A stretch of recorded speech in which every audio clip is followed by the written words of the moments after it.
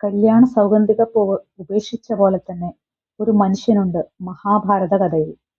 പാർശ്വവൽക്കരിക്കപ്പെട്ട ധീരൻ, മഹാബലവാനെങ്കിലും മന്ദൻ എന്നു പറഞ്ഞ് മാറ്റി നിർത്തപ്പെട്ടവൻ. ഒരു വിനാഴിക ഒരു വിനാഴിക മാത്രം ഹസ്തിനപുരം ഭരിച്ച് സ്ഥാനത്യാഗം ചെയ്ത രാജാവ്. ശക്തിയുള്ള ഒരു മകനെ കിട്ടാനായി കാട്ടാളനെ പ്രാപിക്കേണ്ടി വന്നിട്ടുണ്ടെന്ന് കുന്തിദേവിയുടെ വെളിപ്പെടുത്തലിന് മുന്നിൽ തകർന്നു പോകുന്ന ഭീമൻ. വായുപുത്രൻ എന്ന് സ്വയം അഹങ്കരിച്ചിരുന്ന ഭീമന് ഏറ്റ വേദനയുടെ നിമിഷങ്ങൾ.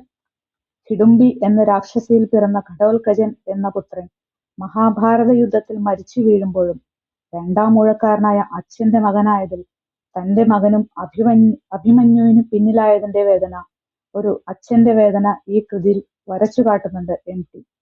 നഷ്ടപ്പെട്ട സൗഗന്ധികങ്ങളെ ഇതിലും മനോഹരമായി എങ്ങനെയാണ് നമുക്ക് അടയാളപ്പെടുത്തുവാൻ സാധിക്കുക?